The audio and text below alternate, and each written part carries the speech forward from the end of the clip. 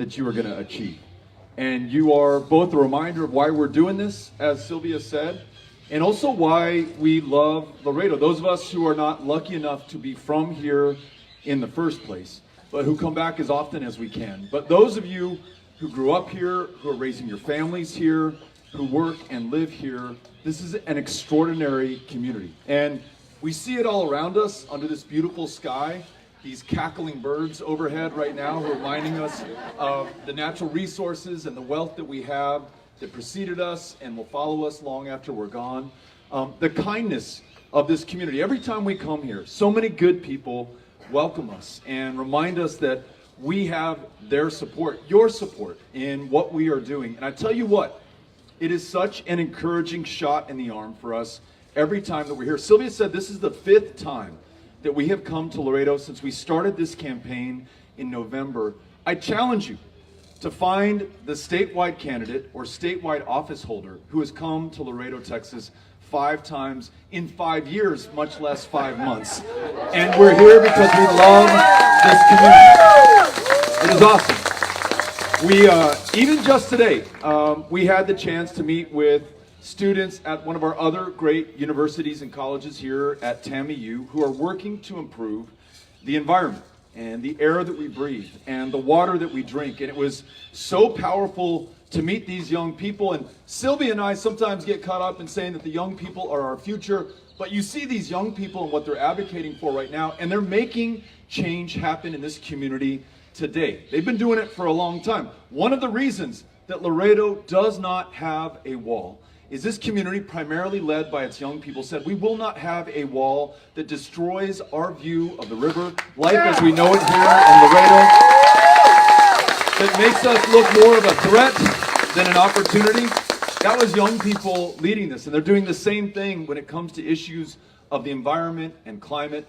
After that, I had a chance to meet with Maxine and these extraordinary veterans who served our country. All of them happen to be women, willing to put their lives on the line for the United States of America, come back, and now as veterans out of uniform, contributing still to the success of this community and our country. Maxine happens to be one of our world-class 8th grade middle school teachers who is doing everything she can to deliver care for the kids in this community, literally keeping them alive, I'll tell you, on top of everything that she does in terms of classroom instruction. That's what makes me so proud of this community, and a reminder of what we have in Texas that we are so proud of, and why I want to make sure that I tell the positive story of Laredo, Texas, because I literally love Laredo, Texas. The challenge we have, of course, is that we have a governor who doesn't quite love Laredo, Texas. In fact, may very well feel the opposite about this community. And it's not just because he belongs to the other party or he happens to be the incumbent against whom we are running right now. Let us judge him by his actions. So I mentioned Maxine and these great school teachers.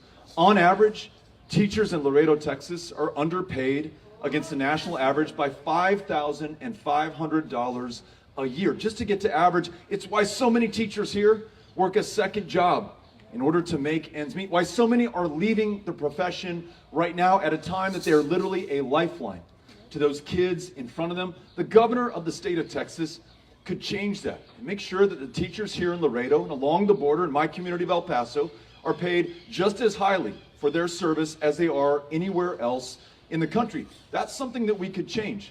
I met with local elected leaders earlier, and they reminded me that in the midst of the deadliest pandemic of the last 100 years, your local leaders, from the school board to the mayor to the county judge to the public health official, had to fight the governor of the state of Texas to keep people alive in this community. Laredo, Texas was the deadliest city in America, bar none, for COVID fatalities. And it was because the governor would not allow local leaders to do their job and to save the lives of the people in this community. I will tell you this, when I'm governor, I will not be your enemy, I will be your friend, and I will be your partner, and I will help local leaders do what it takes to bring the success of this community to bear. During the winter freeze last year, while you were huddling in your homes, trying to stay warm because the governor of the energy capital of the world could not keep the power on, the lights going, the water flowing, the heat running at a time that we needed it. He added insult to injury by allowing those who would profit off of our misery and suffering and death to make more than $11 billion over the course of 5 days. And not only did he not fix the grid afterwards or get that money back for us, but he charged each of us more on our utility bills, on average $45 or more each month right here in Webb County. We call that the Abbott Tax. He's forcing us to pay here because he's more interested in his campaign donors than he is in the people of this community. It's another example of how this governor feels about this town right now. And then there's this, por último, this is the last one, but it's an important one. You all, rightfully so, take extraordinary pride in the fact that you have the largest inland port of entry in the United States of America. You are literally powering the economy, not just of South Texas, but of this state and of this country. 600,000 jobs in the state of Texas depend in large part on what we have flowing through our ports of entry here through U.S.-Mexico trade.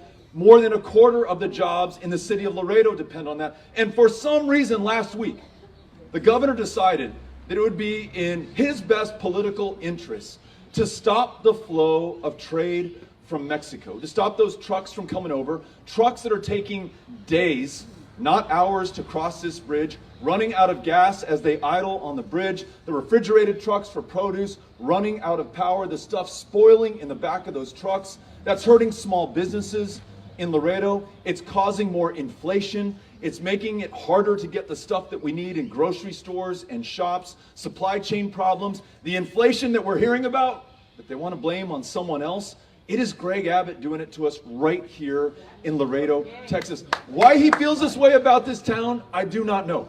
But we have something that we can do about it, and that is elect someone else as the next governor of the state of Texas. And that's all of us doing it here today. Listen, in addition to being your partner and your friend and not fighting you on the most important issues, in addition to showing up literally, as we do time and time again, to be with each other and to work together, we're going to make sure that we correct these wrongs and make them right. We're going to pay Maxine what she is really worth, and we're going to listen to her when she says, hey, Beto, there's enough high pressure and high stakes in the lives of those kids in that classroom in front of me. We don't need any more. Let's cancel the STAR test this year and replace it with something that is fair and which teachers themselves have worked on to produce. Treat them with the respect and the dignity that they are deserved. Making public education a priority in this state is not only good for Laredo and the rest of the 253 counties of Texas, it's going to make us stronger and more competitive for the jobs that we want to create, to make sure that young people get the education that they need, to ensure that we don't lose these teachers to other professions and we can recruit and attract the next generation in. I want to make sure that we become the public education state in America. I'm going to follow Maxine's lead right here in Laredo, Texas. So public ed, find me the Democrat, the independent, the Republican who's going to argue the point against us. This is something at a very divided, fractured, and polarized moment that can bring the people of Texas together. We are sick of fighting and being pitted against one another and being defined by our differences. Let's find some things that can bring us together. Public education, these school teachers and educators, that's something that I'm going to focus on. That leads me to my second point. We want to make sure that when we graduate from high school and maybe graduate from Laredo College or TAMU or any post-secondary education, maybe we join a union and we're an apprentice and we're on our way to becoming a journeyman. I want to make sure that the best jobs anywhere in America are found right here in the state of Texas, and that we do not leave out South Texas and Laredo and our border communities. Far too often in Texas, we see the concentration of state support to attract big corporations and employers go to the big cities. And listen, we don't begrudge the big towns. We want them to be successful, but we want to make sure that it does not come at our expense and that we're able to share in the economic success, the quality of jobs, and the kind of work where when you wake up in the morning, you cannot wait to get after it because you have purpose, you have function, you know why you were on this planet in the first place. But if you're working 2 or 3 jobs, because you make $7.25 an hour or $8 an hour or $10 an hour and you cannot get by and feed your kids and keep a roof over your head, it's really hard to do that. So as governor, I'm going to work with you to make sure that we are creating those jobs and that purpose and that function that we all want and need in our lives. Republicans, Democrats, independents alike can agree great jobs for Texas should be a priority. Third point, this is one that is particularly important here in Laredo, as it is in my hometown of El Paso. This is the least insured state in the country. That means more people going without health care than anywhere else in America. But in the least insured state in the country, this is the least insured part of that state. So that means that we routinely have people dying of diabetes, of curable cancers, of even the flu in the year of our Lord, 2022, but for the ability to see a doctor or fill a prescription or take their child to a mental health care specialist or get some kind of help that will allow us to be well enough and healthy enough to live to our full potential, or in some cases, to be able to live at all. As governor, I'm going to work with you to make sure that we expand Medicaid and bring more than 1 million of our fellow Texans onto the rolls so that they can get the kind of care that they need to be able to live to their full promise. And we're not going to repeat the same mistakes that previous governors and governments have made on the common sense issues, whether it's great schools, great jobs, expanding Medicaid, or when it comes to criminal justice and listening to these veterans that I met earlier today who say, hey, Beto, coming back from serving this country, putting my life on the line, I can go to the VA where I can legally be prescribed an opioid to which I might become addicted and from which I may die. Or if we could get our act together here in Texas, we could legalize marijuana so I could use cannabis when it would help me in those situations that make life livable for me. Most of the other states in this country have already done this. And here in Texas, we're still putting people behind bars for possession of a substance that's legal almost everywhere else in the developed world, and we spend $500 million a year doing it, and we lose out on another $500 million that we could take in if we taxed the regulated, controlled sale here in the state of Texas. So listen, when your friends ask you after you leave here today, what's this guy Beto all about? I know he keeps coming to Laredo. Obviously, he cares about this community. What does he want to do for us? Say, look, he talked about great jobs, world-class schools, and getting the backs of our teachers. He talked about expanding Medicaid, which Republicans and Democrats alike agree on. And then, depending on your audience and who you're talking to, say he also wants to legalize marijuana because that's going to make this a much better state going forward. These are things that most of us can agree on, that can bring us together, that can allow this state to achieve its priorities and be better for all of us. But in order to do it, we've got to get past the person in the highest position of public trust and power today.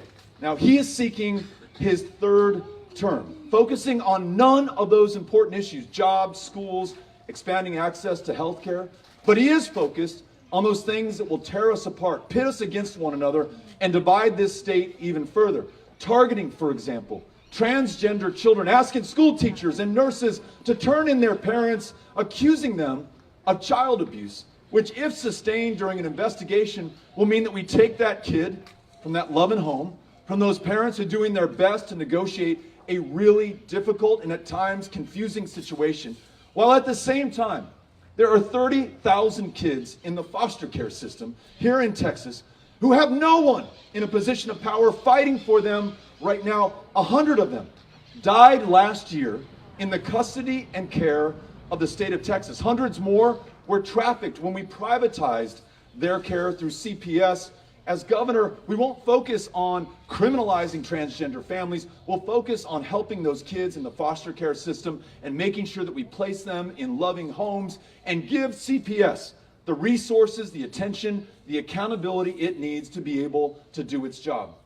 Unlike Greg Abbott, we're not going to wage a war on the women of the state of Texas and try to tell them what they can or cannot do with their bodies or their health care or their future. As governor, we're going to make sure that every woman makes her own decisions going forward each and every single time. And lastly, this attack on the voters of Texas. And I don't care, no me importa if you're a Republican or a Democrat or an independent, these amazing veterans, and I see them here with us right now, who put their lives on the line to defend the Constitution of the United States of America and this great democracy. We dishonor them when we do not allow the people of this state to vote in our elections. It is harder to vote and register to vote in the state of Texas than it is in any other state right now. We have members of Congress who choose their voters instead of the other way around. We have a governor who is so afraid of the electorate that he's rigged the rules of the election in the middle of this contest. A 95-year-old World War II veteran who was literally fighting fascism half a world away in 1944 to defend democracy at home, had his mail-in ballot rejected 3 times in the March election that we just had. If anybody has earned the right to vote, it is that guy, but in Greg Abbott's Texas, he cannot do it. So we've got to win this race, and we've got to make sure that anyone, regardless of party affiliation or any other difference, is able to have a voice and a vote in deciding the outcome of our elections. These are the things that we can do if we get past Greg Abbott. But in order to do it, it is going to take all of us. As amazing as Sylvia is, and these precinct chairs here in Webb County, they cannot do it on their own. As inspiring as Kayla is, and all of the young people at Laredo College that she's going to talk to, she cannot do it on her own. It is really going to take all of us stepping up and reaching out to our friends, to our neighbors, to complete strangers in this community, and bringing them into this election, and making sure that this democracy can still work, and making sure that on the night of November 8th, we really have something to celebrate. Let me give you some numbers very quickly, and then I'll close my comments and we'll open the floor to you. We've got another microphone. We want anyone who has a question or an idea to step up and join the conversation. So in 2018, you may remember that we ran for Senate together, and we came here to Laredo all the time. And I remember some of you from each one of those meetings. Some of you were at every single one of those meetings, ringing the cowbell, shaking the shaker, making sure that I knew that the energy that we needed was right here in this community. Because of you, we won 35,000 votes in this community in 2018, and Ted Cruz only won 14,000 votes in Webb County in 2018. However, this is the kicker. In the 2020 election, 65,000 people in Webb County who were eligible to vote did not cast a ballot. That's almost twice the number of votes that we won in 2018. And remember, folks, we only lost to Ted Cruz statewide by 216,000 votes. So 65,000 people, our neighbors, our friends, our family members, they could have participated in the most important election in U.S. history, at least in our lifetimes in 2020, and did not vote. Since then, another 10,000 people in Laredo have registered and are on the rolls. That's 75,000 voters that we need to go out and find and bring into this next election. I'm going to ask you right now, if you will, to join this campaign so we can put you to work finding them. If you sign up with us, we will share their address and their first name, and you can knock on their door and you can say, Mr. or Mrs. Gonzalez, my name is Beto O'Rourke. I'm here as part of the gubernatorial campaign of, it so happens, Beto O'Rourke. And I want to tell you in my own words, from my own heart, why this election is so important. Whether it's about jobs or great schools or the ability to see a doctor, I want to make sure that you, Mr. or Mrs. Gonzalez, vote in this next election. And I promise you, that is so much more powerful than any TV ad that we could put on air. It's so much stronger than anything that you'll see on social media. You'll never forget another human being who took the time to show up at your door and invite you in to this election. So if you will, there's a number that I want you to text the word Texas to. It's 20377. If everyone would text Texas to 20377, we will sign you up. Cynthia, will you text will you text Texas to 20377 just to show everybody how it's done? Do that right now. Yes. Cynthia does everything on this campaign. But if you do that, I sign you up. And then, on the night of November 8th, when this election is called, you will have the satisfaction of knowing that you've done everything within your power, with what you have, where you are, and who you are with, to make sure that we win, that we have something to celebrate, and that on the morning of November 9th, we have the most glorious hangover anybody has ever had. Let's make sure we go out there and win this thing. Thank you all for coming out. Cynthia, you got a microphone? So if anyone's got a question, we came also to listen, to learn, to answer the questions that you're going to ask. Cynthia will bring the microphone out to you. Just raise your hand and she'll come find you. Cynthia, we've got somebody right here. Okay, I will go here and then I'll come right to you. Well, I think the first thing I want to say before I ask you a question is that you don't need a teleprompter. This is the real thing here. That's right. Greg Abbott needs, I don't know what else. That's right. The second thing is that I just want to say something about how eloquently you have addressed the veterans situation. I'm 80 years old. I'm a decorated Vietnam War veteran.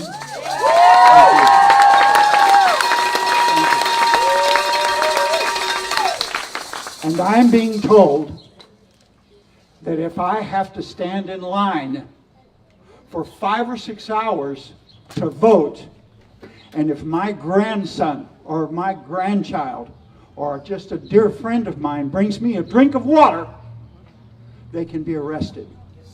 Now, if you think that that's the kind of person that's actually looking out for you, this is the man that we need to say, Governor Beto O'Rourke. Thank you, sir. That's awesome. Thank you. Thank you. Okay, here's our next question.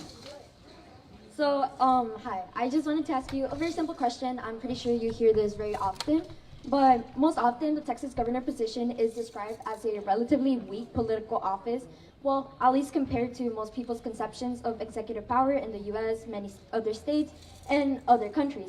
Could you elaborate or explain to me how you would make this position stronger, or how, if elected, how would you, I guess, show the people of Texas that you are capable to, I guess you could say, uphold this title? Yes, thank you for a great question. And you're right. I think compared to a lot of other states, the governor has to share power in the state of Texas with other statewide elected officials, with the state legislature, and with local governments. At least that's the way it is supposed to work, and it used to work. Under this current governor, we have someone who's literally fighting local governments during a pandemic that was taking tens of thousands of lives across this state. You want the governor to defer to those local governments. Instead, he took power from them. One of the things that we talked about, I mentioned at TAMIU earlier today, with students who are leading on the issue of improving the environment and air quality, was the governor's power to appoint to the Texas Commission on Environmental Quality. Right now we have a governor who appoints people who are more interested in the corporations and their bottom line and the profit that they're making than he is on the quality of the air that we breathe or the water that we drink. And it's why we have some serious concerns about right here in Laredo, exposure to toxins and carcinogens that are being emitted unchecked by the TCEQ, which jeopardize the lives, especially the young lives, of the people in this community. So as governor, as an example of how we can address your question, we will appoint commissioners who are looking after the public health and nothing else. Nothing else matters to me. We won't look at whether or not they have donated to any given politician, what party they belong to, or if they've ever voted before. That does not matter to us. Can they do the job for the people of Webb County or El Paso County or the other 252 counties of the state of Texas? So appointment powers are important. The ability to veto the crazy stuff that comes down the pike right now. There's now a proposed Don't Say Gay bill that's going to make its way through the legislature. When I'm governor, if that stuff passes, it is getting vetoed. It will not see the light of day in the state of Texas. And lastly, the governor can call the tune. So what it is that we as a state of Texas, at least through our state government, are going to focus on. And I'm going to make sure it's not the issues that divide us. It's not the culture war stuff. It's the big things. Jobs, great public schools, the ability to expand Medicaid. These are all issues that are not just important to me and the people of Laredo. They also happen to have a basis in bipartisanship. There are Republicans as well as Democrats who want to get these things done. And look, we may be proud Democrats, Sylvia and I, but we recognize that if this state is going to make progress, we have to include people who may not see eye to eye with us on each and every issue. And that will necessitate working with and finding consensus and common ground with Republicans and independents and other Democrats as well. As governor, I'm going to make sure that I use the power of that office to do that too. Thanks for asking the question. Appreciate it. We're going to go to our next question here, but I just want to let you all know if you need a water, there's water over here in the blue ice chest. Beto, thank you for coming back. Yes, sir.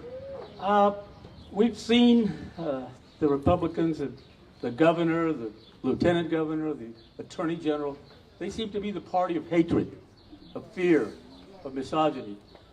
What would you do once you win, because you are going to win, on this Operation Lone Star? There's a tent city going out in my hometown of Hebbronville. There's a tent here. And it's amazing to me that they're just picking up people for trespassing, wanting to send them to Washington, which is illegal. What would you do with these tent cities, first of all? And it's amazing to me, and I'm not going to say anybody's racist, but they are.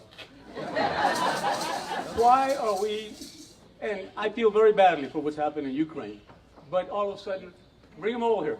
100,000, 200,000, doesn't matter. It wouldn't be because they're blonde and blue-eyed, would it be?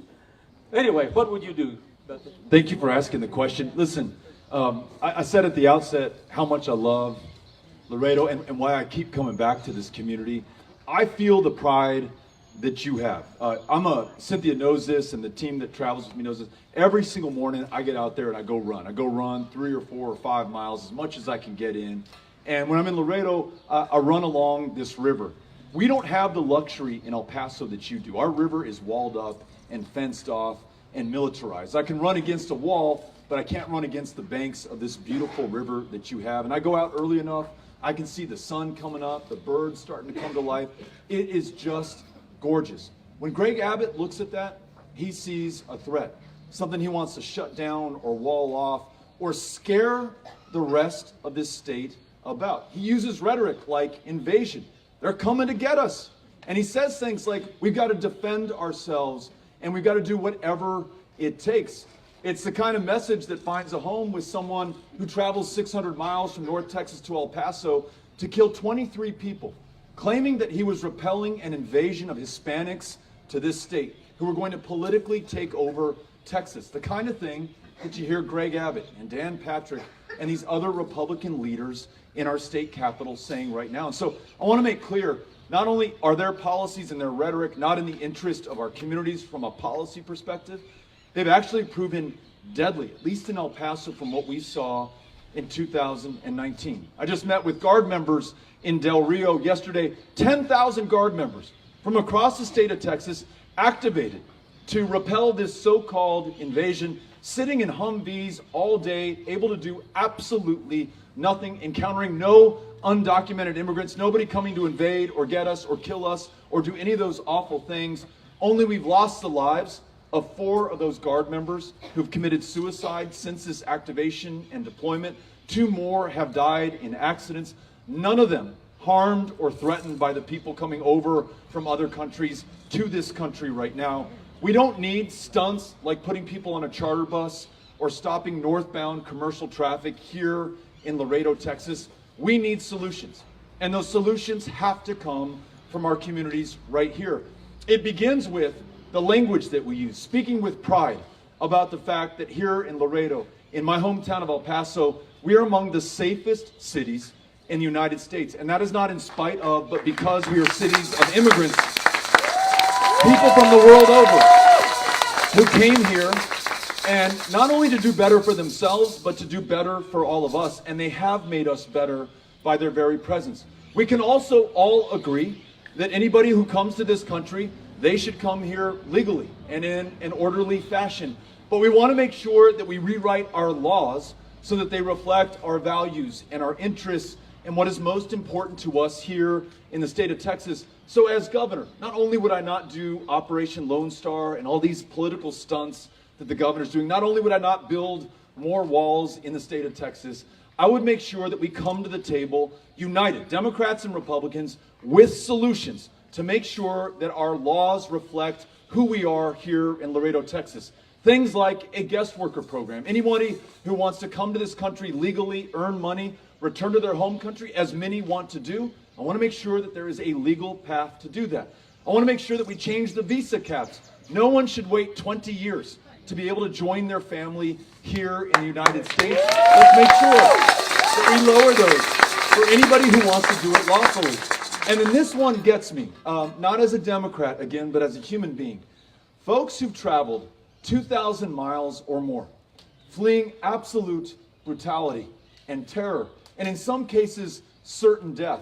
And those are about the only things that would compel you to send your 12-year-old daughter on a journey by herself, those 2,000 miles. When they come here, they are by no means our enemy. We cannot be frightened about them. They themselves are more frightened than any human being we can imagine could ever be. We've got to be there for them. We've got to follow our own laws of asylum and refuge and make sure that we do everything we can to help those, the most vulnerable, who have no country to return to. And if we send them back, in many cases, will face death, will face harm. Make sure that we live up to our tradition as a country of immigrants. That's the thing that has guaranteed the success of the United States of America for as long as we've been a country. And Texas, more than any other state, the governor, more than any other position, has the ability to lead on this. And when we elect me on November 8th, I will do that.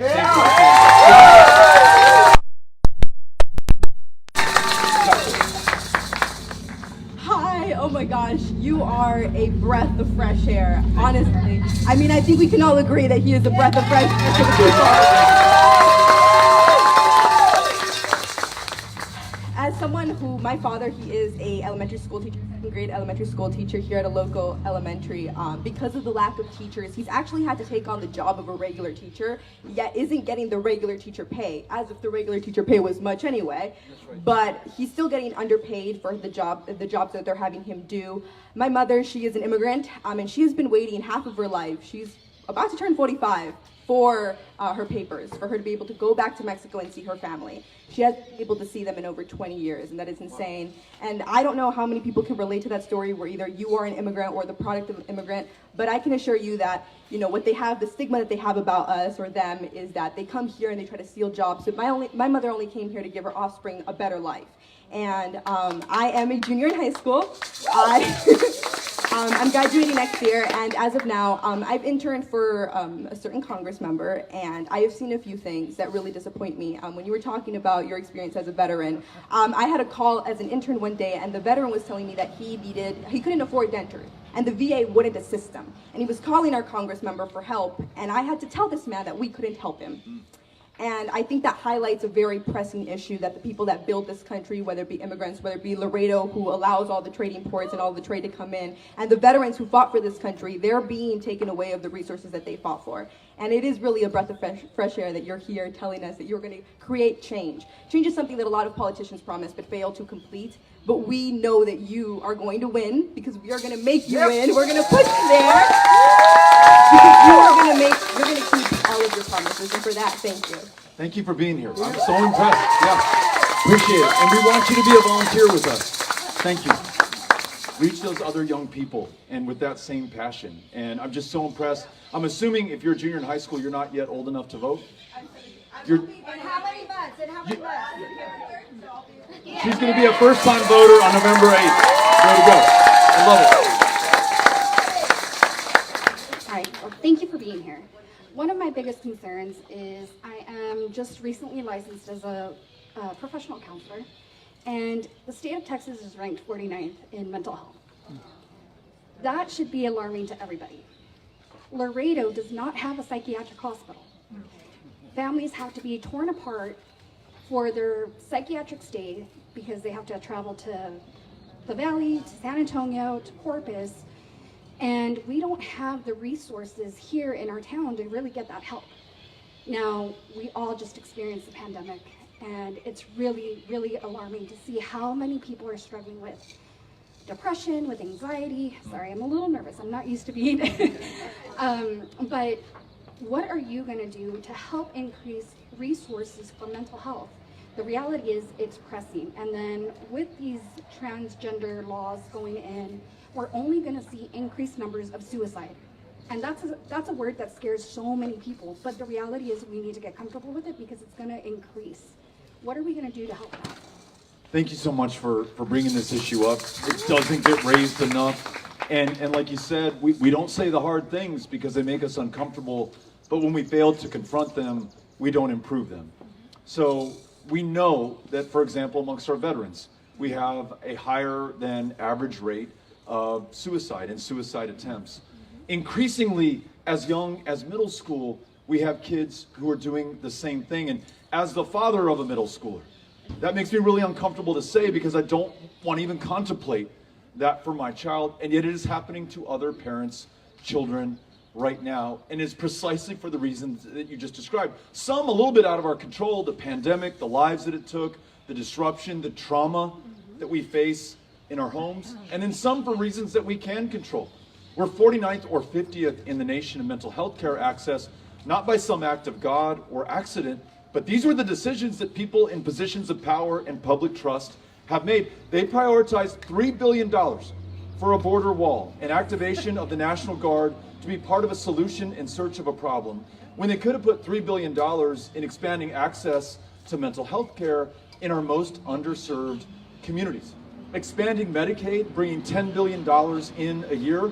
That's primary care, that's insulin for those who have diabetes, but it also means access to mental health care providers in our communities. That's something that we can do. I bet you all know folks in the same position who tell you, as they have told me, hey Beto, I got a promotion at work, but I declined it because I would make too much now to qualify for Medicaid and CHIP for my kid, but not enough to afford private insurance, so I'm just gonna stay stuck in this job at this wage right now. That is so wrong and frankly immoral that we do that to one another in the 9th largest economy on the planet. That's Texas, in the wealthiest, most powerful country the world has ever known. It's not for lack of resources, it's for lack of political will. And people like you and all of us here today, we can change that, right? We're the answer. It's not going to change without us. And that's another reason why we have to win this election. It allows us to do the big things, but it also allows us to help the most vulnerable among us. And I think you get the fact that the two are related. We sometimes think, well, listen, hey, Beto, I've got insurance. That's someone else's kid who's got suicidal ideation right now, not my kid. Well, that may or may not be the case, but if someone else is doing worse off, then we, by extension, are doing a little bit less well. If someone else is doing better, we all do better. So let's keep that as our philosophy going forward. We want everybody to do better because then everybody does better, right? Thank you for asking. We're Appreciate it. straight back here, and this is going to be our last question. Governor Laredo, Thank you, Carlos. us Democrats being as the party of tax and spend, I want to bring something up from earlier, in the late 1970s, early 1980s, okay? Most of the crowd here is not aware, but back then in those years, you could buy beer at any time during the day, right? Not very popular topic, all right? Nobody wants to get drunk drivers out in the street. Now, my idea is, would you support adding 2 more hours of alcohol sales here in the state of Texas to increase revenue? Now, I'm not talking about selling beer at 3 in the morning every day. I'm talking about selling it earlier during the day instead of 7 a.m. Kick it up to 5 a.m. Because there are a lot of employees or workers here in the state of Texas that don't work 8 to 5, 9 to 5. So what I'm trying to say here, make a suggestion to increase sales tax revenue in the state of Texas. Thank you, Mr. O'Rourke, soon Governor O'Rourke. Thank you for asking the question. You know, I think that's a great point. And I love the context that you provided for it. We're not talking about people who need to have the ability to have a beer earlier in the day to start their day that way. We're talking about people, many in this community, who start their shift at 10 p.m. at night or 1 a.m. at night and maybe getting off at 5 a.m. or 6 a.m. or 7 a.m. And that's just the cycle and rotation of their lives. And first things first, we want to make sure that's not the second shift they're working of the day because we paid them enough to only have to work one shift or one job. But if it is the time that they get off, I want to make sure that they have everything available to them that anyone who works a traditional 9-to-5 job would have open to them. So I appreciate you raising this as a point. One last thing that I want to say, and Mr. Lozano, I don't say this to embarrass you, but Jason, who's our deputy campaign manager, who's in the back, and other members of our team, Irma and Amanda and Cynthia and Chris who are here, they always hear me talk about Mr. Lozano. And I say, I want to run this campaign on the spirit of Mr. Lozano. I met Mr. Lozano in 2017. We were knocking on doors, talking to those traditional voters who vote in every election to make sure that when they voted this time, they were going to vote for me, for us. And one of the folks, Sylvia knows this story, one of the folks that we were knocking on doors with said, I don't see Mr. Lozano on this list. And I said, well, that's okay. We're not going to knock on his door. He's not a 10 out of 10 voter. He doesn't meet our threshold. And this young volunteer insisted, and he was so patient with me, this outsider from El Paso who didn't understand the community. He said, Mr. Lozano and Mrs. Lozano and their family are the heart and soul of this neighborhood and of this larger community. And I don't know why they're not on your list, Beto, but go spend some time with them. And I did, and they blew me away with their kindness and their compassion. They didn't know me from Adam, but they welcomed me into their home. They treated me so kindly. They told me to come back anytime I was in Laredo, and we do almost every time that we're here. And, I didn't know if Mr. Lozano or Mrs. Lozano were going to vote for us, but I thought, well, we did our good deed for the day. Well, 2 months later, I'm in San Antonio, Texas, downtown, walking on the street, and this van passes by, screeches to a halt, puts it in reverse. The passenger window rolls down. They said, are you Beto O'Rourke? And I said, I am. They said, we're from Laredo, and Mr. Lozano told us to vote for you. So their reach is far and wide. And we're the Lozano family to be with you all. We love Laredo, Texas. Thank you for being there for us each and every time. And I look forward to winning this race for and with you. Let's go do it. Adios. Gracias. All right, before we take pictures and have a chance to say hi to you, we're going to do a group picture. We always do this in Laredo, so squeeze in. If you want to be part of the group picture, this is the middle point where I need everybody. There you go. This is my favorite. Oh, Laredo. Hope I don't knock the flag down.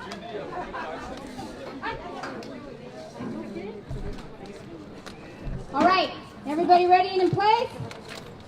On the count of 3. I got everyone, Beto. I got everyone. All right, ready? On the count of 3, we're going to say Laredo as loud as you can say it. 1, 2, 3. Laredo!